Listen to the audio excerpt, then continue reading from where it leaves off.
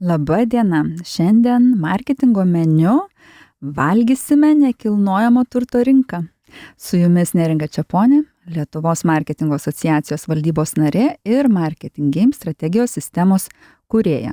O mano pašnekovas šiandien atvyko pasikalbėti su manim ir su jumis Irmantas Matilionis, kuris dirba kaip EIKA grupės marketingo vadovas.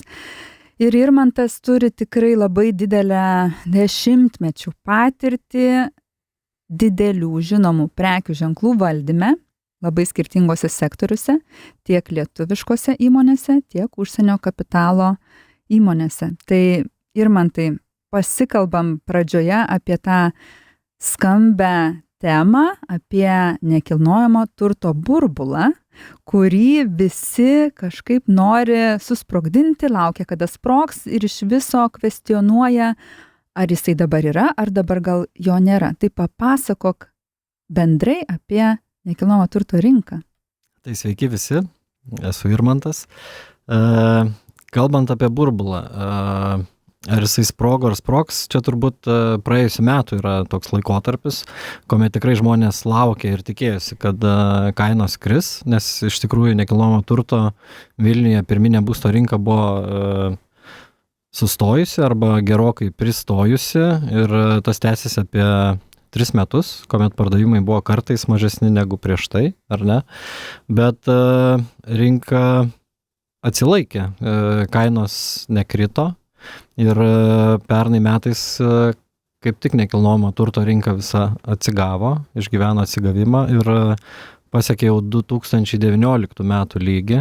Tai reiškia, pardavimai buvo tikrai dideli ir pernai metais vidutiniškai Vilniuje kainos jau kilo apie 10% ir šiems metams 26 prognozės yra lygiai tokios pačios, kad labai tikėtina, kad vėlgi kainos kils dar apie 10%, o taip yra todėl, kad tiesiog sugrįžo pirkėjai į rinką, kurie buvo sustoję pagrinde dėl aukštesnių palūkanų. Tai jie laukia ir sulaukia. Palūkanom nukritus, pirkėjai grįžo į rinką ir ypatingai aktyvus dabar yra ekonominės klasės pirkėjai. Kaip marketingas veikia rinkoje? Ar jisai labai padeda parduoti brangiau ar daugiau nekilnojamo turto, kuomet tai yra tikrai dideli sprendimai, ilgalaikiai sprendimai, ar jis labai skirtingai veikia su skirtingais klientais, nes yra būstų savininkai, kurie, nežinau, kartą gyvenime, 2 kartus gyvenime perka. Yra verslo vystytojai, verslo objektų, nekilnojamo turto, jie truputėlį kitaip perka. Tai papasakok, kaip atrodo EIKA marketingas. Marketingas ir komunikacija, sakykime, manau, kad tikrai padeda ir prisideda ženkliai prie pardavimų, nes tai yra turbūt pagrindinė funkcija, kuomet kalbam apie būstą ir būsto pardavimus. Ir pavyzdžiui, paskutinis tyrimas, kurį mes darom kasmet, bet jisai atliktas prieš 2 mėnesius, vėlgi dar kartą patvirtino, kas yra svarbu žmonėm perkant būstą, ar ne? Tai pirmoje vietoje yra kaina, antroje vietoje yra vieta mieste arba rajonas, trečioje vietoje yra ten galimybė turėti parkingą ir kažkokie tai sprendiniai. Ir toliau reikiuojasi vystytojo reputacija ir jau kažkokie kiti mažiau svarbus dalykai. Tai reputacija yra tikrai svarbu ir žiūrint po to pagal amžiaus grupės irgi ypatingai matos, kad reputacija šiuo metu labai svarbi yra jaunai auditorijai. Tai mes kalbam apie žmonės iki 25 metų, kurie perka pirmą būstą. Tada vidutiniai amžiaus grupiai tai yra mažiau svarbu ir vyresniems žmonėm vėl pasidaro vienas iš svarbiausių rodiklių. Dėl to, kad turbūt žmonės nori jau ramiai įsigyti tą būstą ir neturėti kažkokių tai problemų.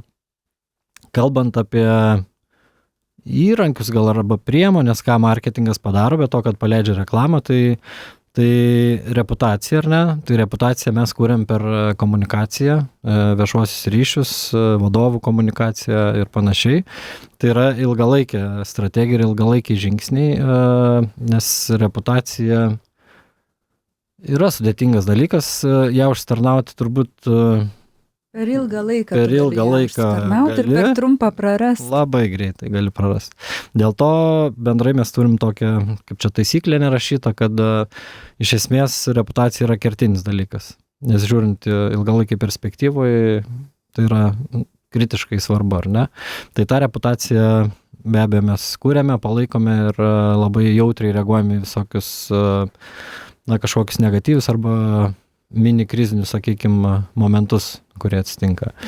Kitas dalykas, bendrai įdomu, bet būstas tai yra pakankamai emocinis pirkinys, nepaisant to, kad kainuoja brangiai, bet kuomet žmogus perka savo, ne kaip investicinį būstą, tai labai stipriai žaidžia emociją.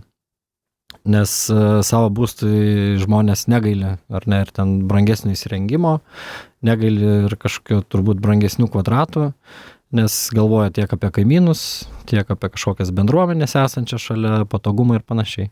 Tai ta emocija, kuri dabar yra labai, sakykime, pozityvi ir teigiama, dėl ko vyksta dideli pardavimai arba pirkimai kitoje pusėje, ar ne, ir yra dėl to, kad žmonės nori nusipirkti dabar, nes galvoja, kad būtai brangs. Tai dėl to nori staupyti. Iš tiesų, labai suprantu, kai sakai, kad emocinis pirkinys, beje, mano pirmasis būstas irgi buvo iš eikos pirktas, nes kaip klientai, tie privatus, klientai, jie negali žinoti visų niuansų. Todėl turi pasitikėti prekės ženklu, kad jis bus pagalvojęs viską už tave, to, ko tu net nežinai, kaip paklausti, nes pirmą kartą renkiesi tokį daiktą. Tai kas dažnai, taikosi į reputaciją, aštri konkurencija. Tai kokia konkurencija yra šiuo metu nekilnojamo turto rinkoje, ar ji yra pakankamai tokia brandi, nes rinka yra brandi, ar ji yra kaip tik tokia aštri, nes tai yra dideli pirkiniai ir dideli pinigai? Konkurencija yra didelė, bet mano vertinimu sveika konkurencija, dėl to, kad yra tikrai pakankamai daug šiuo metu rinkoje vystytojų, kurie siūlo, sakykime, gan panašų produktą. Nes iš esmės vis tiek mes kalbam apie butą, skiriasi lokacija, galbūt ten išplanavimas ir kažkokie sprendiniai, bet šiaip iš esmės produktas yra panašus. Konkuruoti yra ir lengva, gal ir sudėtinga, nes, kaip minėjau, konkurentų yra daug, bet žiūrint iš marketingo pusės, visi yra labai panašus arba žiūri vieni kitus ir daro panašius dalykus. Ką turiu omeny, tai mane patį vis dar stebina 2 metus esančią šitose NT rogėse, kad vis dar egzistuoja tokia vis tiek tam tikrų prekių ženklų pasiutpolkė, kaip aš sakau, nes yra irgi trendai, ar ne? Kiekvienas projektas dažniausiai turi pavadinimą. Ten metų laikai, saulės namai ir visokie kitokie. Ir tie pavadinimai, kartais jau tokie yra virš atrodo, suvokimo ir kažkokių realybės ribų. Bet taip galvojant giliau, turbūt yra aišku, kodėl taip vyksta, nes grįžtame prie to emocinio pirkinio, ar ne? Tai kuomet projektas vadinasi kažkokios tai terasos, tai turbūt žmogus ir įsivaizduoja, kaip jisai gers kavą toje terasoje ir kaip bus faina. tą įvaizdį sukurti be abejo padeda dar po to gražios vizualizacijos su architektūriniais sprendimais, bet realybė aišku yra tokia, kad iš 100 butų, žinai, turbūt yra 10 su terasomis, tai reiškia 90% gyvena tiesiog paprastose butuose, bet šitie dalykai padeda pritraukti klientą, atkreipti jo dėmesį ir pamatyti, kaip kas vyksta. Prasideda pagrindinis marketingo meniu patiekalas ir patiekale mes pjaustysime ir ragausime eika naują prekės ženklą.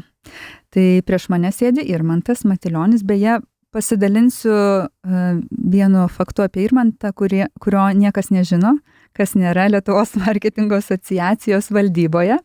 Tai mes su Irmantu kartu esame valdyboje jau beveik 2 metai. Ir šiaip valdyboje yra labai stiprus 7 žmonės, kur mano asmeniškai tikslas yra sėdėti ir tylėti kuo daugiau, nes aš noriu išgirsti ir mokytis iš tų protingų žmonių, taip panašiai kaip ir radio laidoje. Irmantas yra tas žmogus, kuris niekada nesiveržia kalbėti, bet kai paliečiame jo temą, jisai labai konkrečiai ir struktūruotai pateikia informaciją, kuri veda tikslą ir niekada to tikslo nepameta. Tai toks mano įspūdis apie tave iš 2 metų darbo valdyboje. Tai kalbant apie tikslą ir EIKA prekės ženklo atnaujinimą.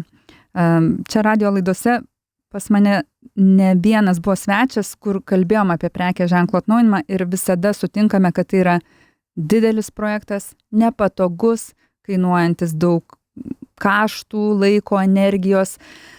Kodėl šio projekto ėmėsi EIKA, kokia prekės ženklo istorija ir kodėl toks sprendimas? Tai pradėkim gal nuo istorijos, nes iš tiesų įdomi istorija. EIKA buvo įkurta 93 metais ir tuomet be abejo nebuvo dar turbūt nei prekės ženklų specialistų vadovų, nei kažkokių tai panašių turbūt specialybių, ką mes turime dabar, tai visa istorija yra, kad tuo metu tuometinį prekės ženklą EIKA kūrė Robertas Dargis su dizaineriu. Tai užduotis buvo aiški, nes buvo 3 veiklos kryptis ir turėjo tos 3 veiklos kryptis atsispindėti logotipe. Kas mane žavi, kad jau tuo metu įkūrėjas mąstė, sakykime, rinkodariškai ir vis tiek galvodamas apie tai, koks bus unique selling proposition, kuo mes būsim kitokie, kokias vertybės nešim ir apie ką bus bendrai EIKA. Tai pagrindinės prekės ženklos tokios sudedamosios dalys. Taip, visiškai. Aš labai gyvenime mėgstu prekės ženklą lyginti su žmogum, nes iš esmės tai yra labai suvokiama, ar ne, kaip tu elgiesi, kaip tu atrodai, koks tavo vardas, kokiu tu tonu bendrauji, ar ne, ir panašiai, tai labai koreliuoja apie tas pačias vertybės, kokias tu nešiesi ir ištransliuoji po to. Tai prekės ženklas, jisai gimė ir gyvavo 30 metų, visiškai neliestas, nekeistas ir buvęs toks, koks sukurtas. Veikia sėkmingai, pats verslas irgi veikia sėkmingai, tiesiog atėjom momentą, kai užaugom arba išaugom jau pagal veiklas tos esamus rūbus, sakykim, dėl to reikėjo rebrandingo. Rebrandingą darėme, gal sakyčiau, labiau tokį upliftą arba faceliftą, kosmetinį, bet darėme evoliuciją, bet ne revoliuciją. Užduotis nebuvo lengva, kadangi grupė EIKOS vis tiek turi daug skirtingų veiklų. Tai nėra vien būsto pardavimai, tai yra ir apgyvendinimo paslaugos, kaip Hiltono, tarkim, viešbutis ar koks nors Solo Society co-livingas. Yra statybos paslaugos, yra netgi technologijos kūriamos, kurios susijusios su NT. Tai tų sričių yra daug ir įmonių yra pakankamai daug didelių. Tai reiškia, rebrandingas palietė visus, ar ne, nuo akcininkų įkūrėjų iki atskirų įmonių vadovų ir jų darbuotojų. Bet praėjom sėkmingai ir tas pokytis, kurį aš sakau, kada jisai labiausiai gal pasistebėjo ir įvyko, tai tuomet, kai rebrandingą priėmė darbuotojai. Bet aš norėjau klausti, kaip papasakoti visiems tiem žmonėms, kiek žmonių dirba EIKA grupėje beje? Bendrai tai virš 300. Tai, o su visom įmonėm? Su visom įmonėm. Tai kaip reikėjo paaiškinti nuo 1 iki 300 žmogaus, kodėl yra tai daroma, koks tai yra pokytis ir kodėl dabar kažkas bus kitaip? Tai mes turėjom gan detalų tokį veiksmų planą komunikacijos, vidinės komunikacijos, tai darėm tiek pristatymus pakankamai išankstinius, parodant, ką ruošiamės daryti, po to pristatant link ko judame ir kaip tai galimai čia atrodys, kokie čia būsime, kaip tai palies kiekvieną darbuotoją ir taip toliau. Tai be abejo, darbuotojams labiausiai yra gražu, negražu momentas ir antras, kaip atrodys jo parašas elektroninio pašto, kaip čia pasikeis dabar jau po to rebrandingo, kažkokie jau tie didieji dalykai gal yra mažiau įdomus, bet nemažiau svarbus, nes mano manimu, tai savo pirmas žingsnis rebrandingo sėkmės visada yra kolektyvas. Tai jeigu kolektyvui neįvedi rebrandingo tinkamai ir laiku ir jie nepriima jo, tai iš karto galim sakyti, kad rebrandingas nėra sėkmingas. Nes po darbuotojų sekantis žingsnis be abejo yra jau viešas pristatymas ir parodimas. Tai čia tokia gal net lengvesnė dalis. Aš noriu paklausti, klausant tavęs, išgirstu tą skausmo tašką tarp marketingistų, nes marketingas yra kaip krepšinis. Lietuvoje visi žino, kaip geriau daryti, kas yra gražu, kas yra negražu. Ir kai tikslinė auditorija turime 300 vidinių žmonių, tai galime turėti 300 skirtingų nuomonių.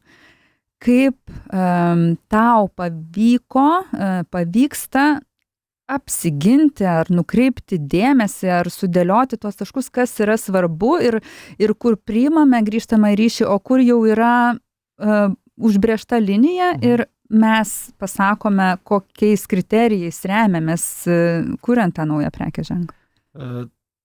Tai taisyklė numeris 1, arba turbūt pati svarbiausia taisyklė, tai yra neužsidaryti ir priimti tą kritiką arba nuomonės.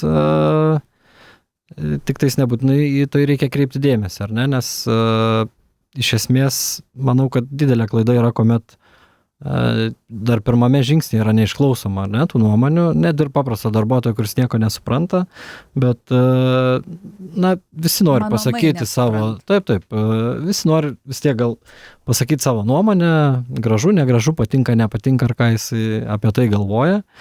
Ir manau, tas išklausimas tikrai nieko nekainuoja, bet darbuotojas tada jaučiasi išsiklausęs, o jeigu tu dar persimeti keliais sakiniais ir apie tai pakalbi, tai net ir jaučiasi po to prisidėjęs čianais prie to pokyčio, nes ir jisai pasakė savo nuomonę, nebūtinai taip ir įvyko, kaip jisai galvoja, bet iš esmės jisai sudalyvavo diskusijai. Tai mes šiaip tokių workshopinių grupių turėjom nemažai, diskusijų darbo grupių, nes vis tiek pats procesas truko pakankamai ilgai, apie 9 mėnesius mums truko rebrandingas. Kaip kūdikis. Taip, tai tikrai buvo visko, bet kita gal svarbi dalis, čia taip apie rinkodaristus galvojant, pats rebrandingas, manau, kad rinkodaristai gali jį inicijuoti, bet poreikis turi ateiti ne iš rinkodaristų, nes iš esmės rebrandingas, mano vėlgi nuomonė, tai nėra tik rūbas ir jeigu mes kalbam tik tais apie rūbą, tai irgi neverta to daryti, nes tikrai rinkoje yra nemažai tokių klaidų, kai tarkim ateina ten, kad ir naujas marketingo vadovas, nelabai įsigilinęs situaciją ir dar galbūt nesuprantant sektoriaus ir kaip viskas vyksta, jam tiesiog negražus tas prekės ženklas ir jisai daro rebrandingą, bet tik vizualinį. Ir tai yra tikrai didelė klaida, nes tai ilgainiui nieko neatneša, tiesiog kainuoja pinigų ir kažkam tai nervų. Iš esmės prekės ženklo pokytis simbolizuoja kompanijos pokytį. Deserto dalis. Desertui praversime Irmanto kabineto duris. Pabandysime suprasti, ką Irmantas veikia Eika marketingo vadovo kėdėje sėdėdamas ir kaip jis galėtų palyginti šį savo karjeros etapą su buvusia patirtimi, nes Irmantas buvo vienos didžiausių žiniasklaidos medijos priemonių marketingo vadovų, dar prieš tai banke dirbo ir veikė, rūpinosi komunikacija. Tai papasakok, kaip atrodo tavo diena, ar ji yra kaskart kitokia, ar tiesiog tu visada turi tą patį savaitės ritmą, pavyzdžiui. Tai Eikos grupėje rinkodaros ir komunikacijos komanda, kuriai vadovauja, ar ne, iš esmės veikia kaip agentūra. Agentūra, kuria aptarnauja holdingo įmonės. Įmonių turim tikrai skirtingų.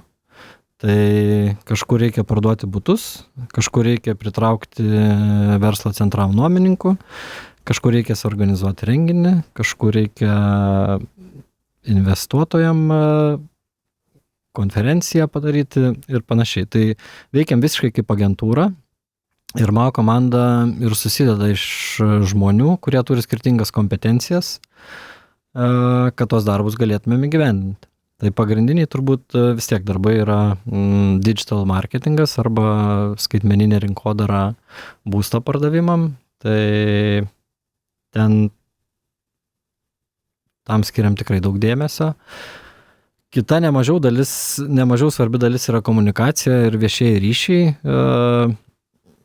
Tai savo atveju džiaugiuosi, kad mes tą darom viename skyriuje, nes rinkoje tikrai yra daug įmonių ir pats esu tokiuose dirbęs, kur rinkodara dirba savo, komunikaciją savo ir finale rezultatas nebūtinai yra pats geriausias.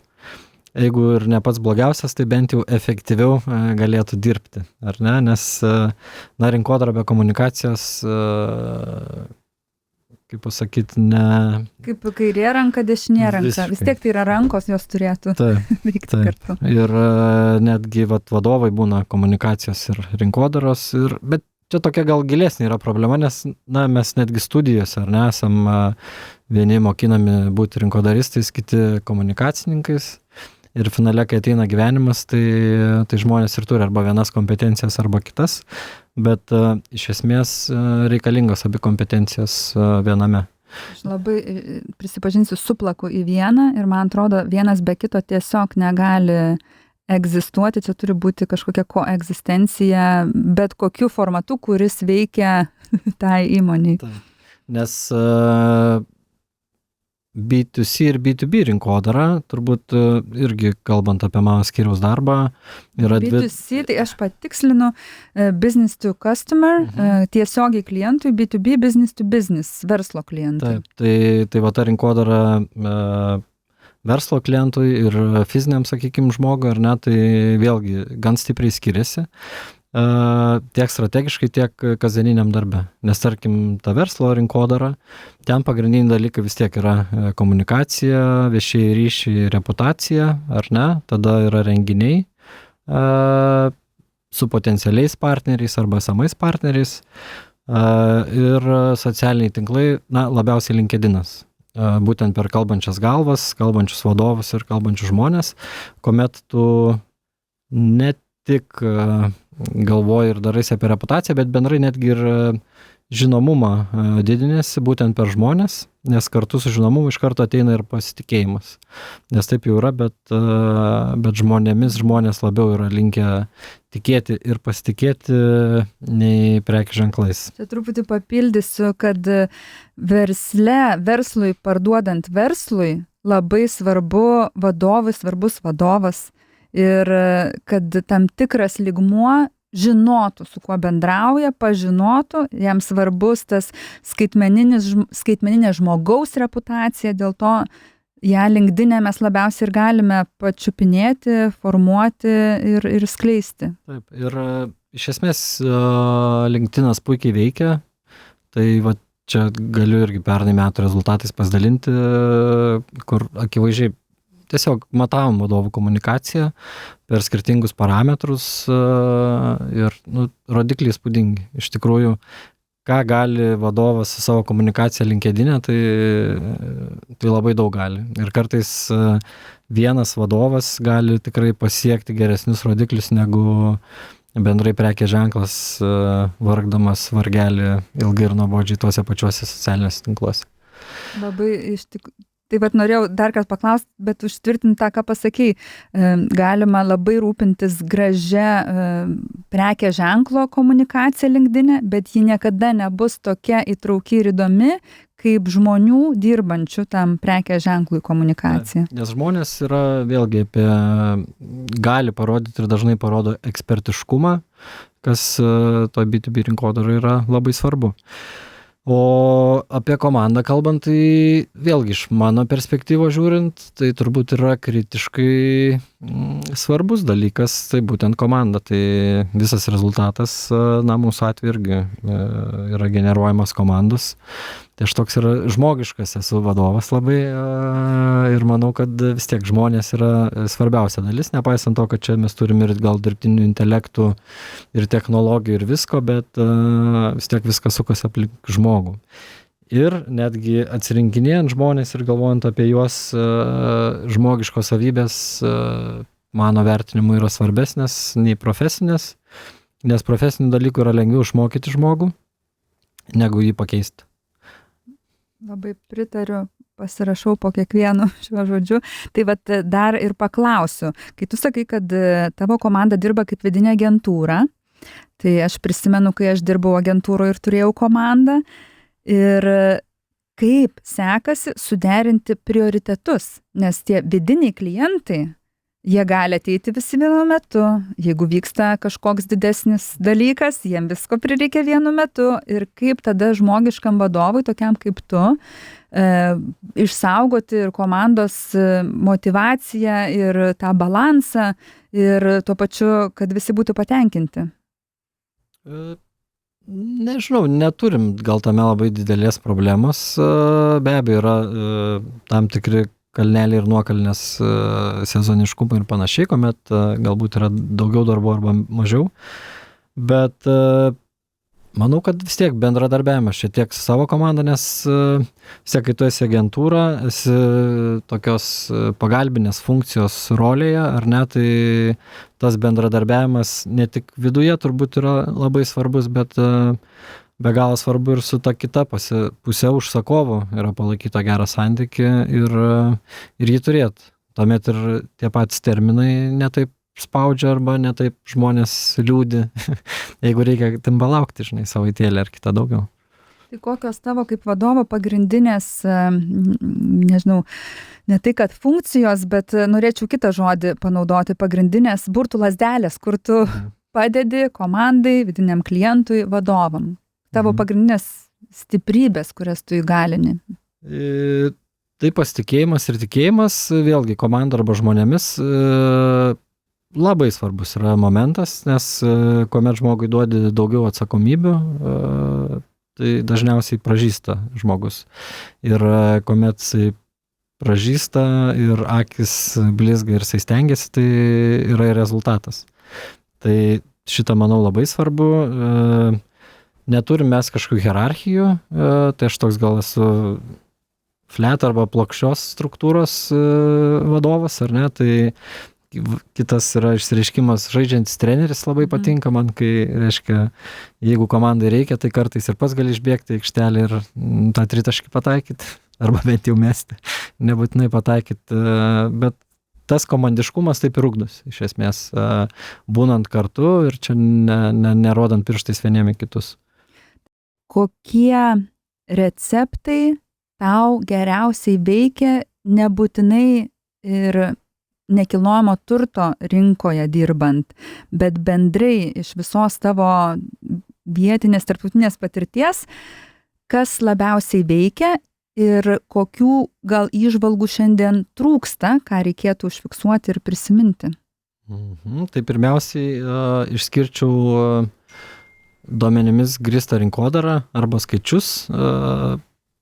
Labai svarbus momentas, iš tiesų visiems rinkodaristam, čia ne tik vadovam, kad marketingo vadovai finale sėdi tik tai skaičiuose ir sprendimuose, tai yra tame nemažai tiesos, bet visiems žmonėms dirbantiems rinkodarą tikrai rekomenduočiau pasigilinti kiek įmanoma į skaičius, skirti laiko analitiniai daliai, nes dažniausiai atsakymai ten ir slypi. Kuomet mes galvom tiesiog gražu, negražu arba patinka, nepatinka, tai vėlgi yra subjektyvu ir nebūtinai teisinga. O žiūrint į skaičius, dažnai pasimato, kad kažkur tai pinigų gal leisti visai neverta, kažkurios kampanijos visai veikia ne taip, kaip mes įsivaizdavom, kad turėtų veikti, arba kaip konkurentai leidžia ir atrodo, kad jiem veikia, bet jie matyt gal irgi leidžia nebūtinai pasimatuodami. Ir kai tu padarai tą patį ir pasimatuoji, tai matai, kad nebūtinai čia kažkas tokio. Kiek, jeigu procentais, nes šiaip tu esi skaičių žmogus, Excelio žmogus, kiek procentais tu laiko skiri analitikai, o kiek tiesiog darbui su žmonėmis?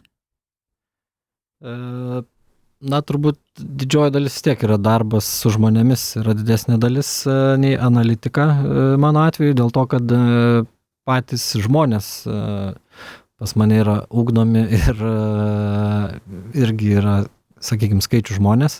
Tai reiškia, kad mes per kažkokius savaitinius rinkimus tai būtiniausiai pasižiūrim skaičius, o ne tik pasikalbam apie kažkokius tai darbus arba veiksmus. Tai pas mane gal sakyčiau, planavimo strategavimo dalis yra visai nemaža, nes mano planavimas irgi yra vienas iš sėkmės receptų, norint nuveikti daug. Tai čia planavimas eina kartu turbūt su disciplina, kad nors ir kiti sako, kad rutina šiek tiek liūdina gyvenimą ir pilkina, bet iš esmės rutina padeda padaryti dalykus greičiau ir efektyviau. Nepamiršti. Ir nepamiršti, taip. Tai va čia tas strategavimo, planavimo yra dalis, tada be abejo darbas su žmonėmis, tai čia turbūt tokia gal net man ir sunkiausia yra dalis, nes vis tiek žmonės yra būtybės, žinai, gyvi organizmai, tai kartais kažkam nėra nuotaikos, kartais ne ta diena, kartais galbūt nebenori dirbti, kartais gal nori dirbti kitur, o verslas ir rezultatai nelaukia. Tai niekada iš esmės tu rezultato negali atkelt mėnesį laiko, tai reiškia, kad turi pasiekti, ką turi pasiekti. Tai tas dylinimas su žmonėmis, atima jėgų ir energijos. O analitika ir skaičiai, tai turbūt yra ta trečioji dalis, kur manau, kad tiesiogiai labai prisideda ir prie to paties planavimo. Kai tiek sprendimų priėmime, tiek jau tolimesniam dėliojame kažkokių tai strategijų. Ir man dežavu dabar. Prieš tai laidos viešnia irgi šioje šefo patarimų dalyje kalbėjo, kad svarbiausia jai pasirūpinti savim. Ir kai tu sakai, kad tos žmogiškos problemos, žmogiški iššūkiai su komanda, su dar kažkuo atima energijos ir laiko, kaip tu pasirūpini, kad tavo ta energija visada būtų vietoje, nes mes vadovai ne visada turime tą prabangą būti pavargę ir turime kaip tik spręsti kitų nuovargio problemas. Tai kaip tu užtikrini, kad tu visada esi full battery, pilna baterija? Tiesiog esu jau save pažinęs ir supratęs, ko man reikia, kad aš galėčiau pailsėti ir atsigauti. Tai man labai padeda sportas, padeda buvimas su šeima. Su 3 vaikais ir turbūt kelionės, gal išskirčiau tokį trečią dalyką, kuris irgi labai, labai, labai padeda galvai.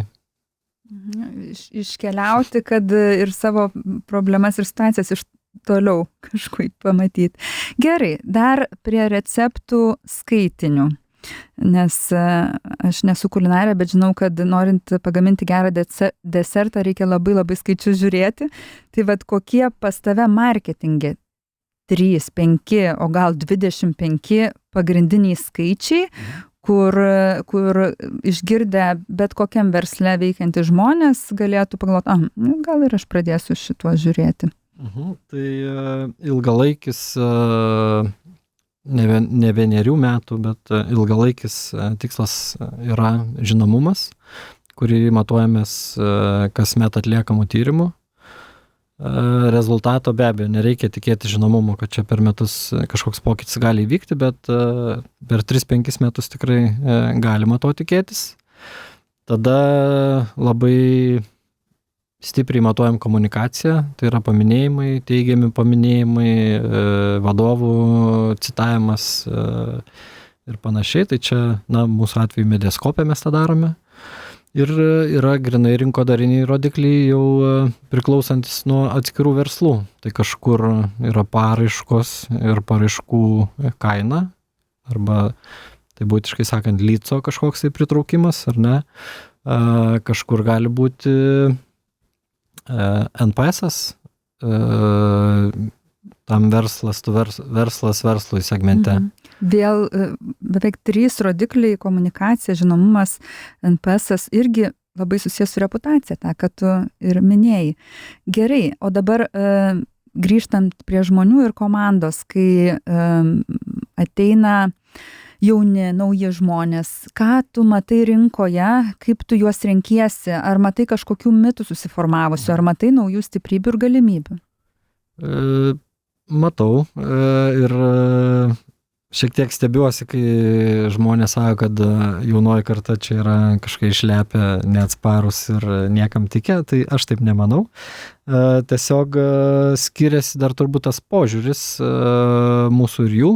Tai tarkim, iš tokių įdomesnių gal istorijų, kuomet ieškojom rinkodaros specialistų, tai tikrai darbo pokalbėse turėjom nemažai jaunų žmonių, kurie, tarkim, arba be patirties, arba tik baigia mokslus, arba ten turi 2-3 metų patirtį, labiau į jaunesniųjų specialistų ar ne pozicijas.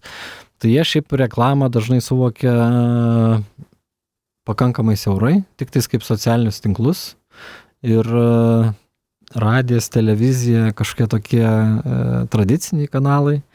Jiem atrodo kaip dinozaurai, kurie yra išnykę. Ir vėlgi, iš vienos pusės tai stebina, iš kitos pusės turbūt reikia suprasti, kad realybė yra tokia, kad tie žmonės tuos kanalus tik ir naudoja. Sprendžia visi pagal save, tai kartais vadovai sprendžia pagal save, ką aš naudoju, ten ir mano klientas, o marketingas tą ir moko pažinti klientą ir žiūrėti, ką jis vartoja, kur jis gyvena, ko jis klausosi. Tai ir man tai tada paskutinis patarimas, ar įžvalga, vienas sakinys, kurio palinkėtum klausytojam, ar norėtum, kad tą jie išsineštų? Taip, palinkėčiau nebijoti eksperimentuoti, atrasti savo kelią, nes labai dažnai tikrai matau tą kopijavimą vieni nuo kitų, arba žavėjimąsi konkurentais, nežinant net ar tai veikia. Tai čia tiesiog iš galvos šitą reiktų išsigyvendinti ir pamiršti, nes kartais per daug susižavim ir galvom, kad pas tą kaimyną žolė žalesnė arba pas tą konkurentą veiksmai čia kažkokie yra geresni, bet nebūtinai taip yra. Tai eksperimentuokim, tikėkim savo keliu. Ir antras gal patarimas tai būtų kartais tiesiog atsitraukti nuo tos kasdienybės ir nuo kasdieninių darbų, nes pamatant tą platesnį, didesnį vaizdą, dažniausiai ir gimsta tos geros idėjos. Ačiū tau labai, aš dar irgi sugalvojau vieną receptą, kad matuoti rezultatus labai svarbu, bet ne viskas matuojama pinigais čia ir dabar, ir kartais didžiausi pinigai prarandami arba gaunami per ilgalaikį reputacijos statybas. Tai tiek apie nekilnojamą turtą. Ačiū Irmantai, kad apsilankei, ir čia buvo Neringa Čeponė ir marketingo meniu iki po 2 savaičių. Iki.